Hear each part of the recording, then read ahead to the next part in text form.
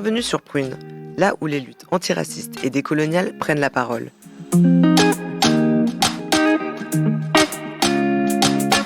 Angle mort, c'est l'émission qui éclaire les marges et décolonise les regards. Tous les premiers lundis du mois, de 19h à 20h, avec le collectif Isonomia, explore sans concession les concepts et réalités qui échappent souvent à notre regard.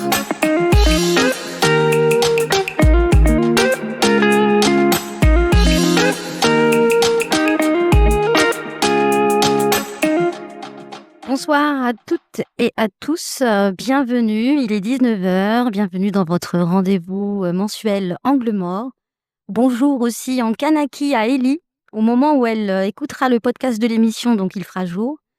Ellie, merci beaucoup, merci chaleureusement de nous écouter de si loin. Nous sommes ensemble pour 1 heure d'échange, de réflexion engagée autour des sujets qui font partie de nos angles morts. Autour de la table et fidèle au poste, Rêve, Charmarke, Moussa, le retour après la grippe. Ça commence. Ça commence. Et moi-même, Filsan. Ce soir au programme, la fabrique de l'illégalité humaine avec les CRA qui témoignent du continuum colonial. Et pour lancer ce 6e épisode, c'est le moment de l'édito d'Angle mort. Et ça comme. Ouais. Toutes et à tous. Les périphéries parlent au centre, c'est l'édito d'Angle mort.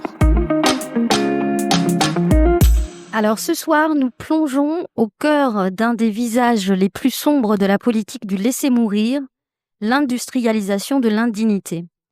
L'annonce de l'ouverture d'un centre de rétention administrative, qu'on peut aussi appeler CRA, à Nantes, révèle sous un vernis technocratique la résurgence d'une logique coloniale qui suspend les droits fondamentaux de se juger indésirables. Comme jadis avec les assignés de l'Algérie, aujourd'hui ce sont les exilés qui se retrouvent pris dans une illégalité humaine orchestrée pendant qu'une certaine gauche, occupée à éviter de censurer le gouvernement Bayrou, semble détourner le regard de la politique du pire. Et si l'on s'attardait sur cette politique du pire, le 8 octobre 2023, Gérald Darmanin, ministre de l'Intérieur, annonce notamment l'ouverture d'un CRA, le projet de l'ouverture d'un CRA de 140 places à Nantes, prévu pour 2026-2027. Cette décision intervient après une rencontre qu'il a eue avec Johanna Roland, maire PS de la ville et présidente de Nantes Métropole, dont le service de communication salue une rencontre ayant porté ses fruits. Derrière ce jargon se cache une réalité tout autre, la création d'un outil répressif, c'est la création d'un outil répressif qui fera passer la capacité nationale de rétention de 1863 à 3000 places. En fait, c'est l'ensemble des centres de CRA qu'il veut construire, dont fait partie celui de Nantes. Le site choisi va se trouver en zone périphérique et à proximité d'un aéroport, ce qui va lui garantir de soustraire à nos regards la déshumanisation, les traitements dégradants et d'expulser en toute discrétion. C'est un schéma qui rappelle celui du camp du Larzac, qui était ouvert de 1959 à 1962, où l'État enfermait arbitrairement 10 000 Algériens sous prétexte de sécurité publique. L'ironie cruelle réside dans le fait que ces CRA, jadis espaces clandestins, en dehors de toute juridiction, furent institutionnalisés en 1981 par un gouvernement socialiste. Sous la présidence de Mitterrand, leur nombre passe de 1 à 6. Dans un contexte où, en 1983, l'Élysée refusait de recevoir les marcheurs pour l'égalité et contre le racisme en raison de leur casier judiciaire. Pendant ce temps, le ministre de l'Intérieur de ce gouvernement, Gaston Defferre, et le Premier ministre Pierre Mauroy qualifiaient les grandes grèves de l'industrie automobile des années 83 à 84, auxquelles participaient de nombreux ouvriers immigrés, de grèves saintes d'intégristes, de musulmans et de chiites. C'est le début de la construction du problème musulman. Mais cette collusion ne s'arrête pas aux années 80. En 2016, sous François Hollande, le gouvernement PS adopte la loi relative aux droits des étrangers, qui facilite les expulsions, tandis que Manuel Valls, alors Premier ministre, défend une immigration choisie. Il n'est donc pas surprenant que cette politique répressive et sécuritaire trouve aujourd'hui son prolongement à Nantes. En 2017, au cours du premier mandat de Johanna Roland, l'année où il y avait une élection présidentielle, elle s'était déclarée pour Manuel Valls, qui lui finira par soutenir Emmanuel Macron. C'est une vague d'expulsion qui frappe les lieux de vie occupés par les exilés à Nantes. La militarisation de l'espace public s'intensifie avec le recours systématique au CRS et à des sociétés de gardiennage privées. Les Nantaises et les Nantais se souviennent sans doute des 20 camions de CRS mobilisés en 2018 pour expulser le square d'Avier après 2 mois d'occupation au soleil. La même année, la 28e loi Asile et Immigration, présentée par le ministre de l'Intérieur de l'époque Gérard Collomb, prolonge la durée de la rétention à 90 jours. Ces mesures ne sont pas le fruit du hasard. Elles s'inscrivent dans une stratégie du PS dont la maire de Nantes occupe également le poste de premier secrétaire national délégué, qui adopte depuis des années un discours sécuritaire pour contrer la montée de l'extrême droite. Un discours illustré par la fameuse phrase « Passage à la croisée des trams à commerce, les indésirables sont là ». C'est une phrase qui avait été prononcée par un ancien adjoint à la sécurité de la mairie de Nantes. Son successeur ne se fait pas non plus prier, déclarant que plus de 26 opérations depuis le 1er janvier. Pour lui, tout ce qui renforce la sécurité des Nantais est bienvenu. Et depuis janvier, Nantes est ainsi devenu le terrain d'expérimentation privilégié des politiques racistes et répressives du gouvernement. On y assiste à une industrialisation des contrôles aux faciès pour alimenter les CRA, sans oublier le lancement du fichage des étrangers dits en situation régulière, mais Nantes n'est pas une exception. La ville s'inscrit dans une histoire longue où l'État français, depuis l'esclavage et la colonisation, légitime l'exception permanente pour les indésirables. Dès le XVIIIe siècle, la ville pratiquait déjà la rétention arbitraire. Entre 1772 et 1843, la police des Noirs contrôlait et enfermait les personnes de couleur dans des dépôts des Noirs sous prétexte d'ordre public.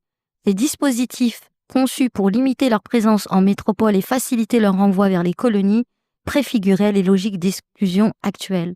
Aujourd'hui, le projet d'implantation d'un CRA à Nantes n'est qu'un maillon supplémentaire de cette chaîne. Comme hier, il s'agit toujours de criminaliser, de trier et de brutaliser. Quelques jours après, le hasard veut que je doive défendre un jeune Algérien poursuivi devant le tribunal correctionnel pour un vol. Et à l'issue de l'audience, il est condamné à 1 an de prison avec sursis. J'indique donc aux parents qu'ils veuillent bien aller l'attendre à la sortie de la prison pour le récupérer afin qu'il ne se trouve pas trop isolé. Je suis à mon cabinet en fin de matinée et je reçois un coup de téléphone de la famille de ce jeune Algérien qui s'appelle Benia. Ils me disent « Maître, il est sorti, mais il est sorti dans un fourgon de police. » Et là, je dis au client « Prenez votre voiture et suivez le fourgon de police. » Peu de temps après, le père Benia me rappelle et il me dit « Je me trouve sur le port de Marseille. Nous avons suivi le fourgon jusque-là. On nous empêche d'entrer, mais nous avons vu le fourgon aller vers un bâtiment et nous avons vu notre fils sortir les menottes au poignet avec des policiers.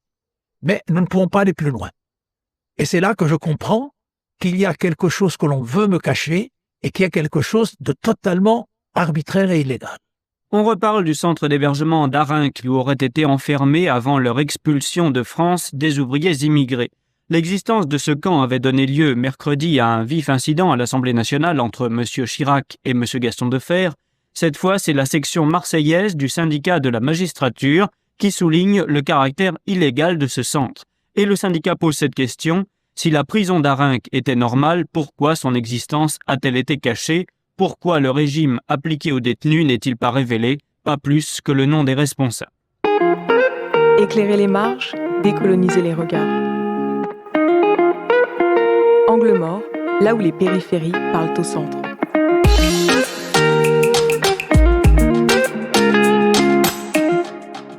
Alors, l'audio que vous venez d'entendre est un extrait d'un documentaire du journaliste Olivier Bertrand qui retrace l'histoire de ce fameux hangar du port de Marseille appelé, vous avez entendu, le centre d'hébergement d'Arinques, où entre 1963 et 1975, près de 30 000 Algériens ont été arrêtés et enfermés arbitrairement en attendant leur refoulement, alors que les accords d'Évian leur conféraient la liberté de circulation.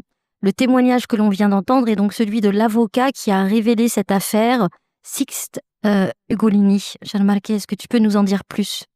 Oui, au-delà de la temporalité que tu as bien précisée, 63-75, dans ce reportage, on apprend que la création en fait de cette prison clandestine est le fait d'une décision individuelle d'un commissaire de police, des renseignements généraux détachés au problème des frontières, qui constate dans les années 50, alors que les indigènes algériens et les gens d'outre-mer peuvent circuler librement, entre parenthèses, en métropole, s'inquiètent déjà de l'afflux de personnes étrangères, alors que c'est des gens qui sont, entre parenthèses, légales.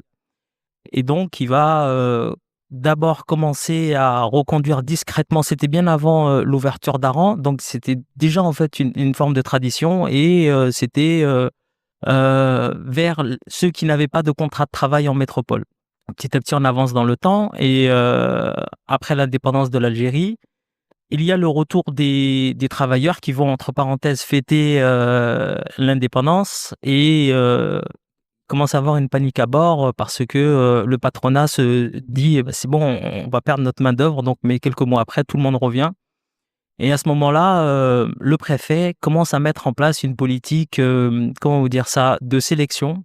Quand bien même tu as un contrat de travail, il met en place une espèce de service médical, et ceux qui ne passent pas le test médical sont reconduits à la frontière. Donc, en attente de trouver des places de bateau ou des places d'avion, il demande à la Chambre des commerces de Marseille de lui fournir un hangar. Et c'est cet hangar-là qui va être mis à disposition par le patronat marseillais pour discrètement reconduire. Et je rappelle bien que cette disposition-là n'a toujours pas été, comment dire ça, légalisée. C'est vraiment un fait individuel. Et plus tard, dans l'histoire, quand le scandale va être révélé, on va dire que en fait, on ne savait pas. Or, il y a eu Ça n'a pas fait tant de scandale que ça. Ouais. Hein. Pourtant, il y a eu des reportages. Il y en a eu quelques-uns. Il y a eu un reportage du Monde qui disait que c'était une espèce d'hébergement pour étrangers, que centre d'hébergement. Airbnb. Exactement, quasiment ça.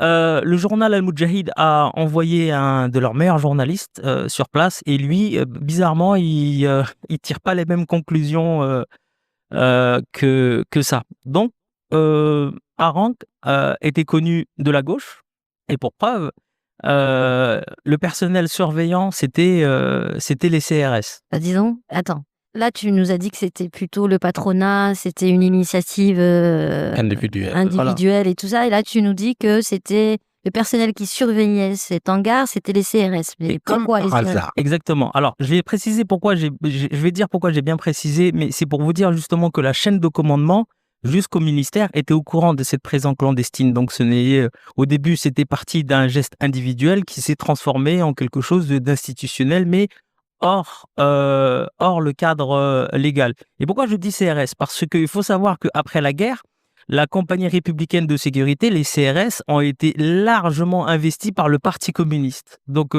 les CRS sont... en fait, le personnel des CRS, c'est le Parti communiste. En fait, c'est le Parti communiste qui tient en fait les bataillons de CRS.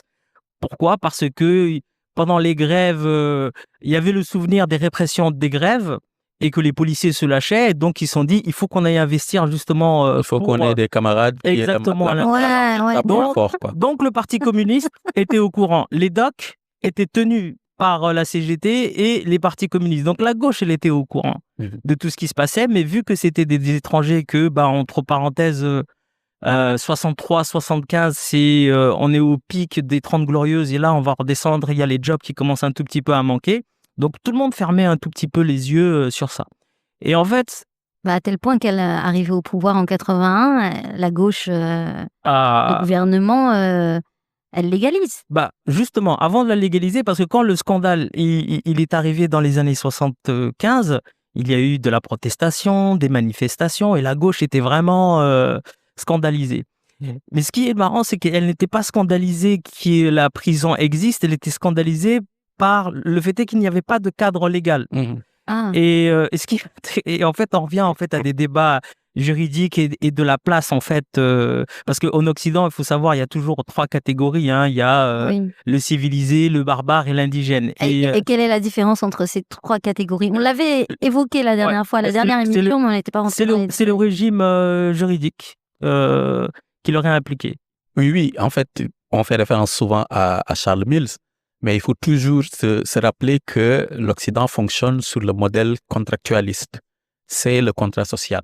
Et le contrat social occidental est un contrat qui inclut des sujets, donc qui sont partis au contrat, qui inclut des interlocuteurs qui ne sont pas partis au contrat, mais qui sont dans d'autres contrats et qui inclut aussi des objets du contrat. Donc, en fait, le citoyen, le civilisé, c'est celui avec qui on contracte, celui avec qui on accepte de vivre, mais pas seulement de vivre en commun, mais de vivre de manière égalitaire en droit. Et puis, il y a l'autre, c'est-à-dire, par exemple, le barbare. Le barbare, il n'est pas un sous-citoyen. Le barbare, c'est quelqu'un qui appartient à un autre contrat social. Il n'a pas les mêmes droits que nous, mais dans certaines conditions, on peut accepter que le barbare, on puisse discuter avec lui. C'est juste l'étranger qui a la même humanité que nous. Et puis, il y a à l'intérieur du contrat social, il y a l'indigène. L'indigène, c'est quelqu'un qui est là pour aider à appliquer les termes du contrat. Donc, on lui aménage de la même manière que dans le contrat de travail. Il y a le contremaître à qui on aménage un espace dans l'exécution du contrat avec un traitement un peu différencié, mais ça n'en fait pas le patron. Ça n'en fait pas celui qui signe, ça n'en fait pas celui qui négocie, mais c'est quand même quelqu'un qui participe. Et puis, il y a l'objet du contrat. L'objet du contrat, c'est celui qui est tellement déshumanisé qu'il ne fait pas partie du contrat, mais qui est une des stipulations du contrat. Alors, c'est l'indésirable, lui? Exactement. Et lui, c'est pas que l'indésirable, c'est le déshumanisé. Il devient indésirable quand il ne présente plus d'utilité. C'est ce qui justifie la politique de tri et qui justifie tout le temps la justification économiciste de job en tension. Est-ce qu'il a un contrat de travail, etc., etc. Ça veut dire qu'à partir de là, il devient un indésirable ou alors il peut devenir un danger pour justifier son éloignement. Il n'a pas d'âme, mais il a des mains. Exactement. Et justement, littéralement. La catégorie que tu viens d'utiliser d'indésirable, il faut savoir que dans ce hangar de Haran, il y avait le coin dit des Africains, le coin des indésirables, qui étaient des gens qui avaient perdu leur contrat de travail ou qui s'étaient fait virer ou qui avaient fait quelques grèves, qui avaient tenu tête. Il y avait l'aile des femmes. Donc, la catégorie d'indésirables, elle était présente, mais littéralement, quand vous verrez le reportage, littéralement, c'est marqué, il y a un plan de cette prison où il y a une aile pour les indésirables. Il y a 2 choses que je voulais ajouter par rapport à ça. La première chose, c'est le traitement journalistique. Je renvoie toujours à Charles Mills, ce qu'il appelle l'épistémologie de l'ignorance. C'est la construction de l'ignorance. Et quand on parle de la construction de l'ignorance, c'est le champ lexical qui est mobilisé. Quand on dit donc c'est un lieu d'hébergement. Mais de la même manière, quand ils disaient que c'était un hôtel flottant, quand ils avaient affrété un navire pour parquer donc les exilés dans la Manche, quoi. C'est en réalité une façon de masquer la réalité pour le plus grand nombre. Parce que la politique est tellement cruelle que si le plus grand nombre est au courant, peut-être qu'il y aura de la révolte.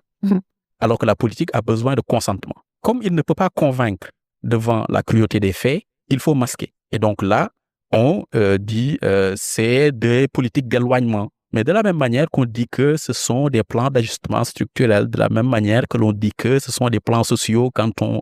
Donc, en fait, tout ça permet de le justifier comme ça. La deuxième chose par rapport à cette question, c'est la façon dont la politique d'enfermement permet de trier qui on va accepter, qui on ne va pas accepter, et puis permet de voir le pouvoir d'initiative. Tu disais que c'était une décision individuelle. Foucault nous montre que le travail du juge et du législateur, c'est de légaliser la décision policière. On a tendance à penser dans le sens inverse. On pense que la loi est formulée par le législateur, donc l'Assemblée nationale, surveillée par le juge, appliquée par le policier. Foucault nous dit que c'est l'inverse. Et quand on voit à chaque fois les policiers, toutes les pratiques illégales ont tendance à être légalisées. Les lois sécuritaires ne créent pas de nouvelles pratiques. Elles viennent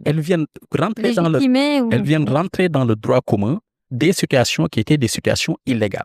Donc, en fait, cette décision-là, c'est pour ça que le policier peut se permettre l'illégalité. La pratique policière est jalonnée d'illégalité. On peut se dire, si on est un peu naïf, on peut se dire, mais qu'est-ce que cherche réellement à faire respecter le policier? Est-ce que c'est la loi? Parce que si c'est la loi, il n'allait pas palper comme ça les gens, il n'allait pas insulter les gens, il n'allait pas les brutaliser, etc. Parce que la loi ne le dit pas. Donc, il protège un ordre social. Et pour protéger cet ordre social-là, on lui donne une latitude. Et on va lui dire, on assure ton impunité. Si ton impunité ne suffit pas, on assure la légalisation de tes pratiques. Et ça, le CRA est un exemple typique d'une concentration de tout ça. D'accord. Donc, du coup, on pourra continuer après. Incroyable. Ouais. Petite pause musicale? Ouais. Moussa, tu peux la lancer, c'est toi qui l'as choisie. Oui, c'est l'artiste Little Sims. Et comment je l'ai dit? La chanson, c'est Heart on Fire.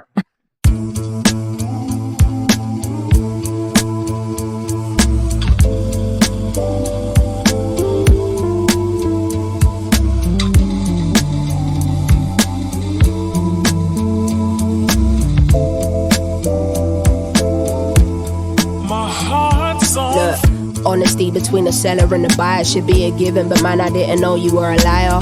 Dropped out of college, still I made it through the wire. We was trying to hustle whatever is 10 just for a fiver. Don't sell yourself short, miss, said the driver. Was on my way to getting caught in a crossfire. I mean, lavish, living, dripping, designer. Who you wearing? They so enchanted by attire. Hearts on fire, bought the dream with every penny that I acquired. This is set up and you'll be next up to those prior. Devil works hard, but the business works harder. I vowed from now to work smarter. They won't do it like us. For the people by us, why they wanna fight us? Spirit on higher. God made truth of everything I desire. I don't need much as long as I got my baby. He a rider. He's sitting beside her. That's who she confide in. They want you conniving, creeping with your side ting, making up a story that equals somebody buying. New world order, cause life as we know is dying, not thriving. It's only a matter of timing. Ain't it just funny how you can literally give your everything? Somebody gonna turn around and tell you ain't gave enough. Danger, what you afraid of? Acknowledging it's impossible now to restrain her. Worst thing I could have done is put trust in a stranger, but that needed to happen for me only to wake up. The shoots will get in your ear when your shit popping, lies overflowing and they ain't stopping. You don't even recognize who it is that you're becoming. They don't give a shit long as the gravy train running. My life is a blessing, but it comes with its stresses. Take it all. So let me down when I'm in the fire. My heart's on. Super morceau, merci Moussa. Voici venu le temps de comprendre de quoi on parle avec l'instant lexique. Qu'est-ce que ça veut dire? C'est l'instant lexique d'Angle Mort. Alors, Rêve s'attaque ce soir à une notion qui fait couler beaucoup d'encre en ce moment et qui risque d'en remettre une couche, en toute amitié bien sûr. Les affects de la politique. Rêve, c'est à toi. Vous l'avez sûrement déjà entendu dans la bouche d'un militant ou lu sous la plume d'un auteur. C'est un de ces mots qui font irruption dans le débat public et dont l'appropriation large et des fois quasi incontestée me font dresser l'oreille. La notion d'affect en fait partie. Si nous devons son regain de popularité à Frédéric Lordon, le mot nous vient du philosophe Baruch Spinoza, chez qui les affects ou émotions sont décrits comme des forces déterminantes qui poussent les humains à agir. Selon lui, les affects sont des modifications du conatus, c'est une façon de dire l'effort pour persévérer dans son être, dans la façon d'être, qui structure donc les désirs et les actions. Spinoza en distingue deux. Les affects actifs comme la joie qui renforcent la potentia, encore une façon de dire puissance d'agir, tandis que les affects passifs comme la peur ou l'espoir irrationnel entravent l'autonomie. Le pouvoir politique pour lui doit canaliser ses passions pour éviter la servitude et promouvoir la liberté. C'est ainsi qu'un gouvernement peut utiliser l'espoir comme subventionner des projets collectifs ou la crainte suscitée par la menace de la répression pour stabiliser l'ordre social. L'économiste et philosophe Frédéric Lordon s'appuie largement sur la pensée de Spinoza pour développer une analyse approfondie du rôle des affects qui, selon lui, constituent des ressorts fondamentaux de l'action humaine, notamment dans le domaine de la politique qu'il définit d'ailleurs comme l'art de produire des idées affectantes. Cette conception implique que les idées politiques ne sont pas de simples constructions intellectuelles neutres, qu'elles ont le pouvoir de susciter et de mobiliser les affects chez les individus et que l'efficacité politique d'une idée dépend de sa capacité à générer des affects. Si cette notion est séduisante pour qui est mu par le désir de changement politique, elle n'en demeure pas moins critiquable et d'ailleurs critiquée. Hannah Arendt, dans son essai sur la Révolution, y voit un déterminisme naturaliste qui réduit la politique à une mécanique des émotions. Isaiah Berlin, dans son livre Deux concepts de liberté, y voit une justification de la manipulation des masses au nom d'un idéal collectif et au détriment des libertés individuelles. Le géographe et économiste marxiste David Harvey, quant à lui, dans The Enigma of Capital and the Crisis of Capitalism, reproche à Lordon de sous-estimer les rapports de production capitalistes au profit d'une analyse centrée sur les affects. Pour lui, les rapports de classe et les inégalités matérielles sont les vrais moteurs de l'histoire et une théorie politique qui ignore le matérialisme historique sera forcément incomplète. Alors j'entends tout ça, mais j'imagine que si tu nous en parles aujourd'hui, c'est parce qu'il y a un angle mort. Effectivement, et il ne s'agit pas ici de nier le rôle important des affects dans l'action politique, mais depuis quelque temps, devant ce qu'on pourrait attribuer soit à l'inquiétude face à la montée du FN, soit à des stratégies de positionnement sur l'échiquier politique, la notion d'affect est investie par des militants, intellectuels et même des personnalités de gauche ou se réclamant de gauche et qui y voient le Saint Graal pour parvenir à la victoire de notre camp politique. Ils partent de cette analyse présentée comme novatrice et qui est en réalité une marotte de la gauche française depuis longtemps, à savoir que la mobilisation du nationalisme et de ses marqueurs, comme le drapeau et l'État-nation, serait à même de mobiliser les classes populaires et surtout de les arracher des griffes du Front national.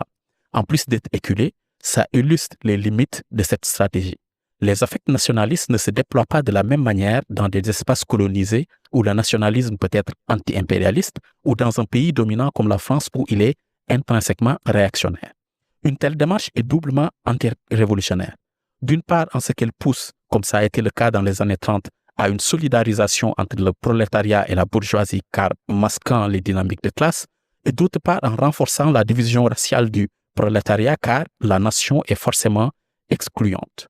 Pour finir, je vais vous lire ces mots de Léon Trotsky contre la politique du Parti communiste allemand, KPD, c'était dans les années 30, Parti communiste donc qui reprenait le slogan de l'aile gauche du nazisme incarné par Otto Strasser, le mot d'ordre de révolution populaire au service de la libération nationale de l'Allemagne. Trotsky disait du coup, le mot d'ordre de la révolution populaire efface les frontières idéologiques entre le marxisme et le fascisme. Il concilie une partie des ouvriers et de la petite bourgeoisie avec l'idéologie du fascisme en leur permettant de croire qu'il n'y a pas de nécessité de faire le choix puisque, ici et là, il s'agit de révolution populaire. Et il ajoutait, chaque grande révolution est une révolution populaire ou nationale, en ce sens qu'elle rassemble autour de la classe révolutionnaire toutes les forces vives et créatrices de la nation et qu'elle reconstruit la nation autour d'un nouveau pivot.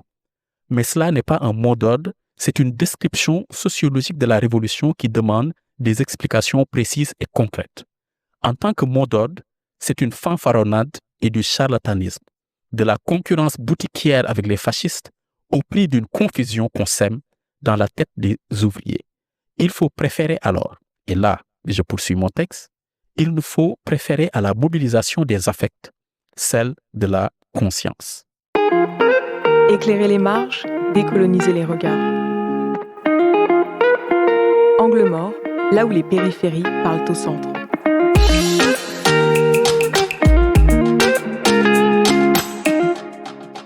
Eh ben, C'était intense. c'était intense. D'où?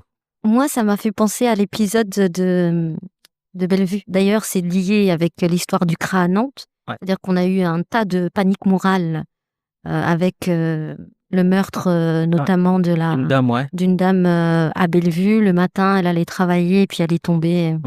Et Tu vois. Et c'est juste après ça que Johanna Roland va, parce que c'est monté en épingle, Sure. et elle par la droite et l'extrême droite locale, et elle monte à Paris demander de l'aide à Darmanin. de l'aide à Darmanin. Elle revient avec une nouvelle compagnie de CRS, le CRA, et puis tout un tas de mesures répressives et racistes qui ne s'arrêtent pas.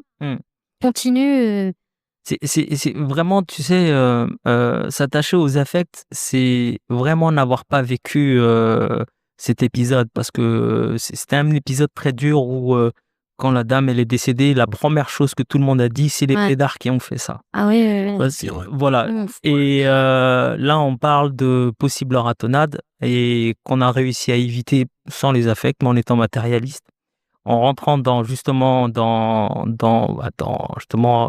suis allé personnellement Mhm. et essayer de diffuser la colère, diluer la colère et après. Tu t'es exposé physiquement aussi, hein. Exactement, oui, bien sûr. Hein. Et après, derrière, on a fait une réunion et en fait, ce qui était ouf, c'est que le premier jour, les gens, ils étaient dans la colère et tu l'as vu, Rêve et Fulsan, vous l'avez vu. Oui. Les jeunes, ce qu'ils voulaient, c'était sortez-nous de là. Mhm. Vous vous rappelez, hein? Ouais, ouais. Ils voulaient une Parce qu'ils commencent à solution commencer à prendre des proportions. Ils Bien étaient sûr. félicités sur par des faves. par des faves en c'est- disant voilà, en disant jusqu'à- c'est bien, ils prennent Exactement. enfin le problème. Si c'est eux qui gèrent, ça va super bien se passer. Que voilà, ils recevaient des menaces. Donc, je voyais bien qu'au début, ils étaient L'extrême partis. droite qui faisait circuler des affiches. Des affiches, Exactement. Les fausses exactement. affiches qui disaient que c'était une milice, etc., etc. Et ils l'ont vu au bout du deuxième jour, que quand les affects sont redescendus, ils se sont vraiment retrouvés dans la mouise et tu voyais, il y avait une espèce de mouvement populaire et derrière et franchement, les jeunes, ils criaient à l'aide, quoi. Enfin, ils vont pas le dire parce qu'il y a il y a des enjeux de fierté. Ouais, puis il y a des affects. Exactement. Il y donc- avait même eux, vous voyez, même eux, Exactement. ils veulent les taper, les indésirables. Ouais. Exactement, quoi. Donc, la détestation, justement, du blédard, de l'OQTF. Oui, et cette figure de l'OQTF, là, on en parle. Oui, non, mais vous voyez, en fait, dans cette séquence, moi, ce qui était intéressant dans cette séquence, c'est effectivement le fait que, et c'est ça l'écueil de mobiliser les affects derrière des concepts comme la nation, etc. Parce que ce qu'on a vu, ce n'est pas des gens qui vont aller vers des réflexes d'entraide, etc. C'était des réflexes de nous contre eux. C'est parti d'un soupçon que c'était un étranger, ça n'était pas. Et ils ont immédiatement ciblé des Soudanais, ils ont ciblé Des Algériens, des Algériens, Tunisiens. des gens du centre, des gens Parce du qu'ils ne centre. savaient pas bien parler français. Exactement. Et ils cherchaient des accents. Alors qu'ils m'avaient en face d'eux, Ouais. moi j'ai mon accent, Voilà. Mais tel c'est que ce que je veux dire. tel que j'avais le bon. Il n'a pas parlé. Parce que tu avais un accent de savant. Ouais. Eux, ce qu'ils cherchaient, c'est l'accent vraiment du gars qui est descendu du bateau et qui est tremblant, quoi. Mais je suis désolé, quand tu as 50 mecs qui t'entourent, Voilà. ta voix, elle tremble. Voilà. Et donc, en fait, on voit bien que quand on mobilise ces affects-là, le réflexe du eux contre nous, immédiatement peut émerger même de marges qui, normalement, sont aussi exclues. Mais ils cherchent leur place dans cette opposition avec l'autre. Et donc, c'est un des problèmes avec cette mobilisation des affects. L'autre problème avec la mobilisation des affects, et c'est le problème fondamental que j'ai avec, c'est que quand je dis à la fin de ma chronique qu'il faut préférer à la mobilisation des affects celle de la conscience, c'est que l'affect vient flatter une réaction presque épidermique qui n'est pas pensée, qui n'est pas conscientisée. Donc, on ne vient pas éclairer, on ne vient pas émanciper, on ne vient pas s'adresser à un agent qui est conscient en lui disant « voici ce qui t'arrive ». On comprend que c'est ça qui t'arrive, voici ce qui se passe, voici comment on peut s'organiser, etc., etc. On vient lui dire « tu es en colère, je vais profiter de ta colère ». Il m'importe peu de savoir est-ce que toi tu sais réellement vers quoi tu t'orientes ou pas. Moi, j'ai un projet dans lequel je ne veux pas t'inclure, mais je veux te mobiliser et donc t'instrumentaliser. Alors que la conscience, c'est quoi? À gauche, nous, on a ce qu'on appelle la conscience de classe. La conscience de classe, c'est de dire, voici l'ouvrier, le travailleur, etc. Voici la femme aussi, qui donc se rebelle contre le travail, l'exploitation domestique, l'exploitation à l'usine, etc. Et on lui dit, voici les mécanismes qui sont en marche. Et donc, tu as une conscience. Et à partir de là, une fois que tu as la conscience de la position que tu occupes dans une relation d'exploitation et de domination, tu peux maintenant t'en saisir et être une vraie force d'émancipation parce que tu peux en sortir. Là où la nation vient effacer tout ça. Exactement. Et la dame, son profil, il était passé d'une femme, paix à son âme d'ailleurs, d'une femme courageuse qui va travailler le dimanche à en fait une prolétaire qui n'avait pas le choix de travailler le dimanche. Quand on conscientise, c'est ça la différence. Ilson? Oui, bah écoutez, allez, c'est le moment de s'accorder une petite pause sans perdre de vue les luttes qui restent à mener. Moussa, c'est l'instant Cam. Bonsoir. Bonsoir. Salut.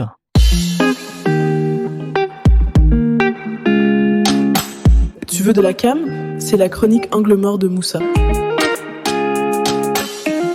Ouais, bonsoir. Bon, moi j'ai reçu un mail pour préparer l'émission. On m'a demandé de faire une chronique sur le sujet tabou. Alors, on a tous un sujet tabou ici. Moi, quand j'ai vu sujet tabou, j'ai tout de suite pensé à ton Yassa purée. Voilà. C'est à toi que je parle. C'est à toi que je parle. T'as pensé au Frérot, je t'aime bien, mais je suis désolé, ça passe pas. Alors, pour ceux qui comprennent pas pourquoi c'est grave, diffamation. c'est comme si tu faisais un cassoulet et pour la sauce, tu mets v'là la harissa. Voilà, c'est exact. Ça n'a aucun sens. Après, je veux bien goûter. Hein. Ça se trouve, c'est hyper bon ton Yassa purée. Ouais, parce que il y a des choses qui ont l'air dégueulasses et qui au final sont bonnes, comme il y a des choses qui paraissent bonnes et qui au final sont dégueulasses. Par exemple, le Parti socialiste. Tu vois. Après, au final, le sujet tabou, c'était le centre de rétention administrative qui va ouvrir à Nantes. Ouais. Bon, faut savoir que le mail, je l'ai lu à haute voix en présence de ma fille. Du coup, elle m'a dit Papa, c'est quoi un centre de rétention administrative? Moi, je savais pas. Donc, je lui ai répondu Papa, c'est quoi un centre de rétention administrative? Vas-y, va faire tes devoirs, là. Non, mais attends. Mais ta fille, elle est pas en maternelle? Oui. Ouais, mais tu vois, c'est ça ton problème, Rêve. Tout le temps, tu mélanges tout. La purée avec du yassa, n'importe quoi. Bref. C'est la fête. Non, ça, t'inquiète pas. Ouais. Bref, comme je savais pas, j'ai demandé à ChatGPT comment expliquer à ma fille ce qu'est un centre de rétention administrative. Il m'a répondu, c'est comme une grande maison où on enferme des gens, ils sont pas tous méchants, c'est juste, ils ont pas le droit d'être dehors. Ouais, en fait, c'est la maison de quartier des Darvalières. Je confirme. Et pour tous ceux qui ont plus de 5 ans, un centre de rétention administrative, c'est un lieu où, en cas de contrôle aléatoire, une personne sans papier peut se retrouver enfermée. Et comme tout le monde le sait ici, aléatoire veut dire non blanc. Par exemple, moi, je suis pas noir, je suis aléatoire. Voilà. Toi, t'es aléatoire. Voilà. Bon, en fait, on est tous aléatoires ici. On est tous aléatoires. Et là, je sais ce que se disent les auditeurs qui sont en train de nous écouter. Qu'est-ce qui lui prend de faire des yassa purées? Non, en vrai, ils doivent se demander pourquoi à Nantes le centre de rétention? Pourquoi à Nantes? Ouais, mais je sais pas pourquoi à Nantes, tiens. Faut savoir qu'il y a un sondage en 2022 qui plaçait Nantes dans les 50 villes les plus dangereuses du monde devant Bogota. Ah! Je répète. Nantes, c'est-à-dire nous, les Canaries, on est plus dangereux que Bogota, con la madre de la calle andale arriba, despacito, la cuenta por favor. Voilà, big up au Rollo. Merci. Du coup, ce classement, il est vrai. Parce qu'en fait, dans ce classement, il faisait comme ça, le classement. Caracas, Kaboul, les favelas de Rio, le Mordor, l'étoile noire de Dark Vador, l'Enfer, Matignon, Bogota et Nantes. Wow. On était avant Bogota. Voilà. Exactement. Alors, en sachant que l'Antarctique était hors classe. Tout à fait. Genre, il est hors compétition. Pourquoi je parle de tout ça? Parce que ce classement, il a fait un buzz monstre à l'échelle de Nantes. Tout le monde en parlait dans la ville. La gauche en parlait. La droite en parlait. Alors que la polémique n'avait absolument aucun sens. En fait, c'était un peu notre affaire Merwan Ben Lazar à nous. Alors, pour ceux qui ne savent pas qui c'est Merwan Ben Lazar, c'est un arabe. Et ça suffit, hein? Oui, c'est tout. Ouais. Ah, tu croyais que j'allais expliquer c'est un arabe qui a fait... Non, c'est juste un arabe. Ouais, c'est tout. Et donc, face à cette pression, la maire de Nantes, qui est de gauche, elle est devenue ambidextre. Comme Dembélé. Tu sais, elle s'est dit mais c'est ouf. Quand je tire à droite, ça marque des buts. Viens, on tente les autres. Allez, c'est parti, on ouvre un centre de rétention à Nantes. Elle a tout mélangé, comme Rêve avec son yassa purée. Frérot, plus jamais le yassa purée. Non, mais c'est grave. Mais plus sérieusement, la France a été condamnée par la Cour européenne des droits de l'homme concernant les conditions de détention en centre de rétention administrative. Et pour moi, quand on est condamné on est condamné pour la mauvaise gestion de nos centres, la bonne solution, c'est pas d'en ouvrir d'autres. Sinon, dans ces cas-là, on ouvre un collège privé Jean-Marc Morandini, une auto-école Pierre Palmade, voilà. Ou une salle de boxe Stéphane Plaza. Voilà. Voilà. En plus, il cherche à acheter un appart. Là, c'est cuit pour lui. Bref. En vrai, l'actualité, elle n'est pas que sombre. Par exemple, je veux lancer ici un gros big up à Cathy et Catherine, 2 femmes extraordinaires qui ont une association qui s'appelle Mon âme sœur, pour venir en aide aux femmes victimes de violences conjugales et leurs enfants qui sont tout autant victimes. Vous êtes nécessaires, Cathy et Catherine. On vous envoie plein d'amour. Là, elles viennent d'ouvrir pour la première fois un centre dédié aux enfants. Ah, ok. Donc, merci à elles. Comme quoi, le problème, c'est pas le centre, ni la droite, ni la gauche. C'est ton Yassa Puré rêve.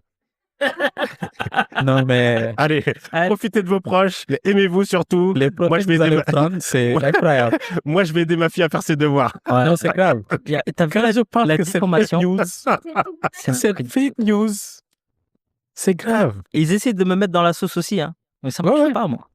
Qu'il allait nous foutre un procès. Exactement. T'as vu? Je l'ai déjà entendu, mais je le croyais pas. On m'a dit qu'il avait... I'm your dad, comme il dit. Hein? Ouais, un procès? Ok, d'accord. Bon, bah écoutez, c'est l'heure de la deuxième pause. Merci beaucoup, Moussa. De rien, avec plaisir. C'était trop bien.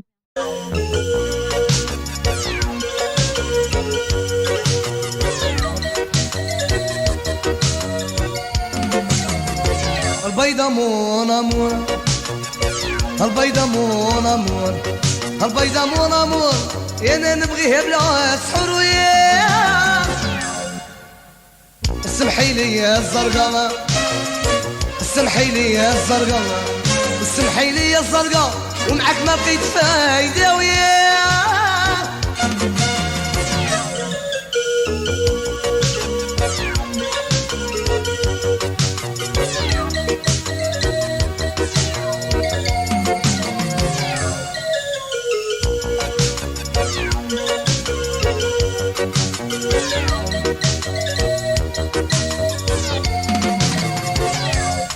الزرق عدوتي ما نديرهاش حبيبتي ويا واللي دار الزرقاء في يد العام يا دار بروبليم ويا يا الزرق عدوتي ما نديرهاش حبيبتي ويا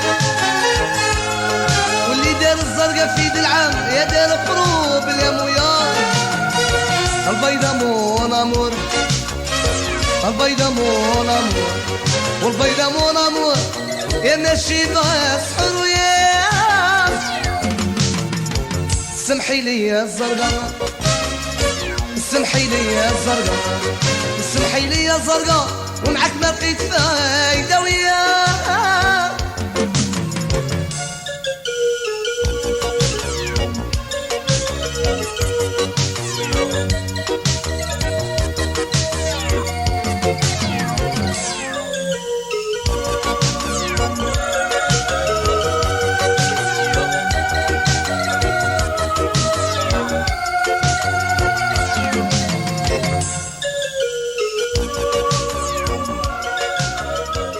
C'était donc Beïda, mon amour de Cheb Hasni, qui a été choisi par une jeune membre du collectif. On lui fait une dédicace. Et maintenant, c'est le moment de rebattre les cartes. C'est la rubrique hors piste de Charles Marquet. On prend un détour. C'est le moment hors piste d'Angle Mort. Allez, c'est à toi, maître des jeux de mots et des rimes. Tout le temps. Merci. Alors, si les dominations et l'exploitation étaient des championnats, les femmes les auraient remportés haut la main, saison après saison, depuis le néolithique. Loin de moi l'idée de célébrer un tel accomplissement, mais il me semblait nécessaire de consacrer enfin quelques lignes à la catégorie des femmes qui a permis aux hommes de se dégager du temps et des ressources pour bâtir des civilisations. Nous examinerons la construction historique du sujet légitime dans la pensée occidentale. Nous analyserons les limites de ces pensées qui ont maintenu un statu quo excluant les femmes. Enfin, nous explorerons comment le matérialisme dialectique, en centrant l'analyse sur les conditions matérielles, ouvre des voies de transformation pour le sujet révolutionnaire féminin. Alors pour commencer donc, comment la contribution des femmes à la construction des civilisations remet-elle en question notre vision de l'exploitation et du pouvoir ? L'histoire de la pensée occidentale a longtemps marginalisé les questions de race et de genre, les considérant comme des sujets non légitimes dans les champs politiques et philosophiques.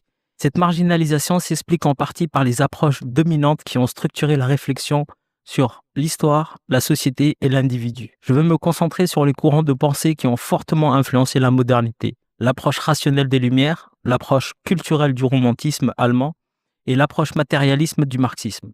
Ces courants ont émergé à une époque où l'enjeu sous-jacent était de déterminer ce qui forgeait l'esprit humain et par conséquent ce qui devait être le moteur de la société.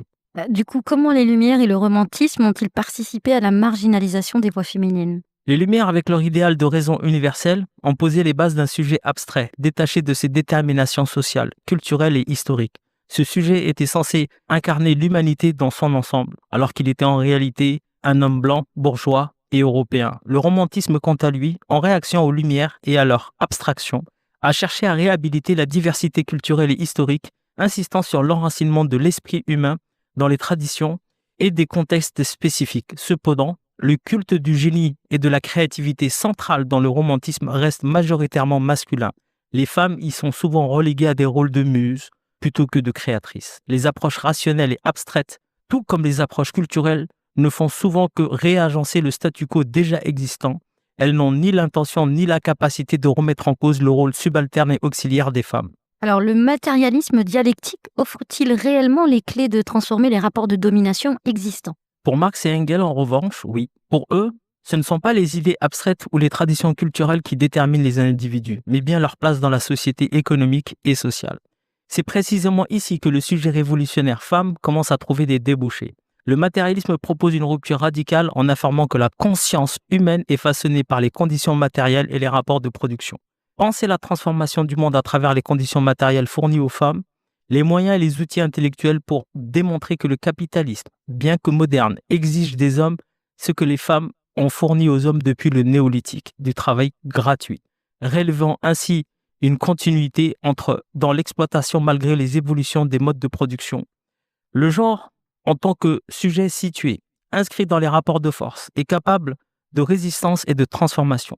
Il doit jouer un rôle tout aussi important, voire plus, que la race, pour solidifier la conscience de classe. Le genre nous offre plus de garanties en termes de lutte, car c'est lui qui possède les meilleures connaissances des tactiques et des techniques déployées par les dominants pour reproduire et légitimer leur position. Je ne suis pas un homme cherchant à incarner une masculinité douce, ni un LL Cool J des questions de genre. Non, je souhaite juste simplement que The Lady Love Cool Materialism. Bang, bang. Non, mais attends, tu vas nous expliquer le titre là, parce que LL Cool J, c'est un dragueur, effectivement. Exactement. Donc oui, LL Cool J, ça veut dire The Lady Love Cool Gems. Le rappeur américain. Exactement. Et bon, je voulais faire un petit jeu de mots avec The Lady Love Cool Materialism, justement pour essayer de réhabiliter, tu sais, l'approche matérielle des questions de genre, l'intersectionnalité aussi, et c'est pour toutes les personnes qui se font justement bully, en disant que on voit actuellement les attaques que subissent les féministes intersectionnelles. Et justement, c'était un message de soutien pour leur dire que you must. Féministe intersectionnelle qui intègre la classe. Hein. Les gens l'oublient, mais c'est elle qui intègre la classe, quoi. Voilà. Et donc, intéressez-vous au matérialisme, à Engels, qui a écrit pas mal sur l'origine de la famille. Et c'est pour ça que The Lady Love Cool Materialism. Très bien, très bien. J'ai été soft ce soir, hein. Ouais. Tranquille, tu vois, en mode tranquille. J'ai connu plus.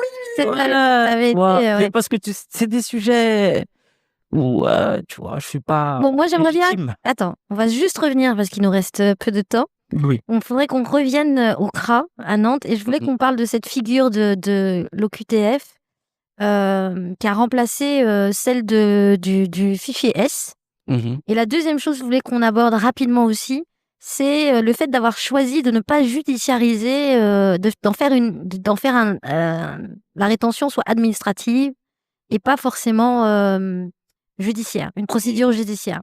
Oui, parce qu'en fait, la déjudiciarisation est une façon de rendre hors la loi.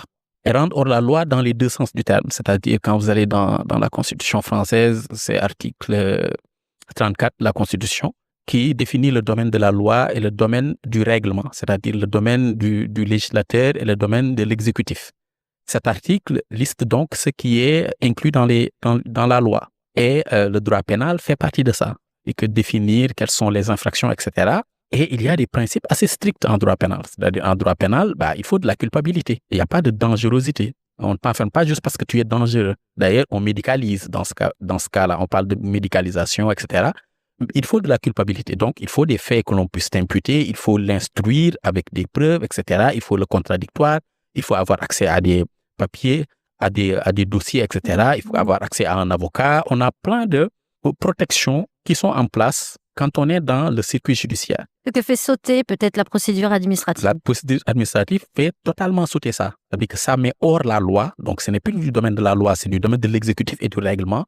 Et là, on rentre alors que le droit pénal est un principe d'interprétation stricte. C'est-à-dire que quand la loi dit voler, c'est soustraire la chose d'autrui, si tu déplaces la chose d'autrui, tu n'as pas volé. Mais de la même manière, c'est vraiment pour aller vite. Le droit administratif est un droit qui est un peu plus flou. Le droit administratif, ça te parle de sécurité publique, ça te parle de sûreté, ça te parle d'intérêt général, etc. Et tout ça... Ça te parle de potentielle dangerosité. Exactement. Ouais. Mais en fait, toutes ces choses-là, ce sont des notions qui ne sont pas définies par le législateur, mais laissées à l'interprétation des gens qui l'appliquent. Donc, il y a une très grande marge de manœuvre de la part du préfet, par exemple, de déterminer est-ce que telle ou telle chose est conforme à l'ordre public ou pas.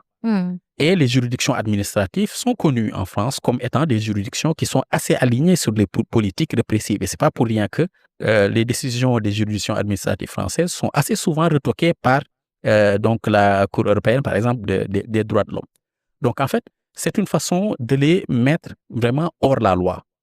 Et il y a une construction de... Oui, de ça. Le recours à, tu vois, c'est cette figure de l'OQTF qui est synonyme maintenant de délinquant. Oui. Alors que tu n'as strictement rien fait. Oui, non, mais il faut rappeler que moins de 7% des OQTF sont concernés par des procédures. Et quand je dis concernés par des procédures, je ne parle pas de concernés par des condamnations, concernés par des procédures. Et donc, en fait, pour que le plus grand nombre l'accepte, toujours la construction du consentement, on diabolise la figure de l'OQTF. C'est pas pour rien qu'il répète. Pour créer aussi un manque d'empathie. Exactement. Pourquoi quelque chose qui devrait être un épithète ou adjectif, on transforme ça en substantif. C'est-à-dire, ça doit être une personne placée sous OQTF, mais c'est devenu un OQTF. Un OQTF. C'est-à-dire, c'est devenu de sa propre nature et on y accole plein de qualificatifs comme la dangerosité, comme la suspicion, comme le fait de diluer un peu le corps national. Et à partir de là, on rompt l'empathie possible avec le reste du corps national. Et quand on rompt l'empathie, on rompt toute possibilité de solidarité et donc d'opposition aux procédures d'expulsion. Qui se rappelle de Stéphane Tiki? C'était pas le gars de l'UMP là? De l'UMP, ouais. Aïe. Il était sans papier, mais lui, il traînait avec Sarko et tout. Il faire un jeu de mots sur son nom et je vais me retenir. Non, tu ne peux pas. Et je crois qu'il avait... il était responsable des jeunes UMP, je crois. Et il était sans papier. Et limite, il avait eu une OQTF, non?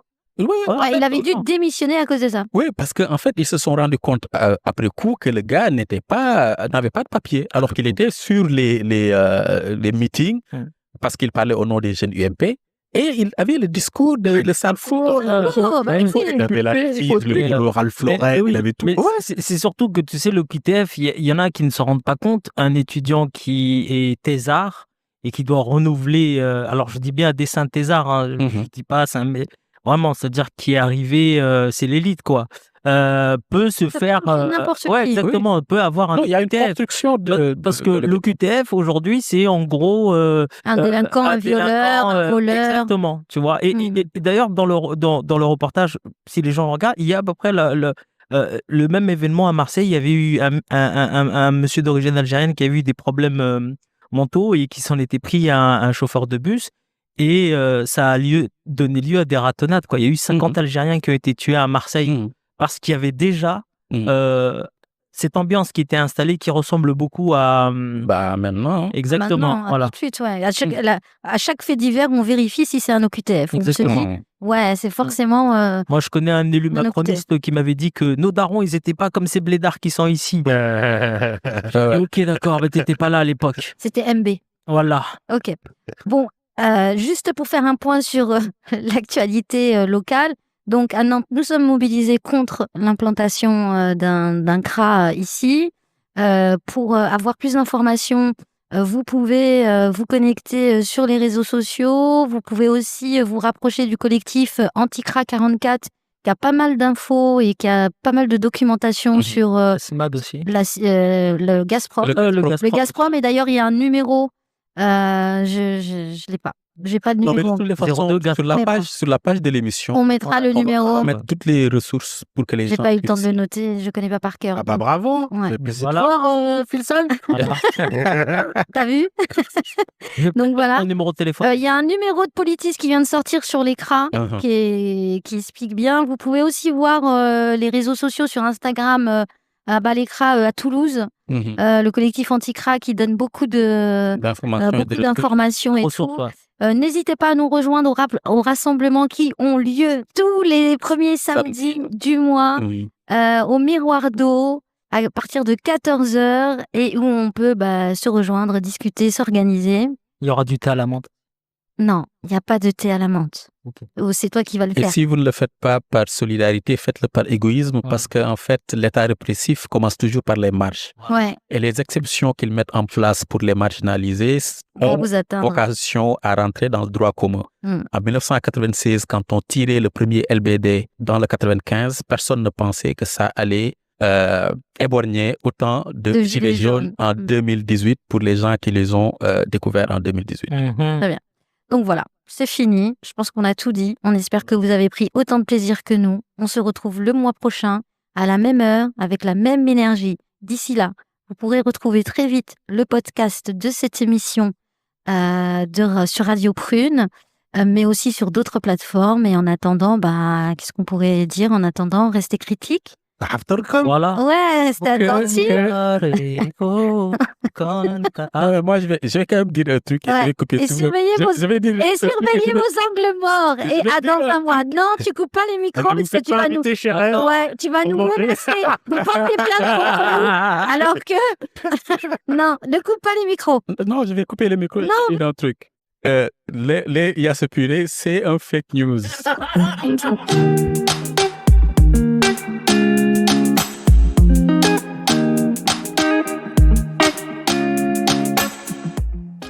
C'était Angle mort, l'émission qui éclaire les marges et décolonise les regards.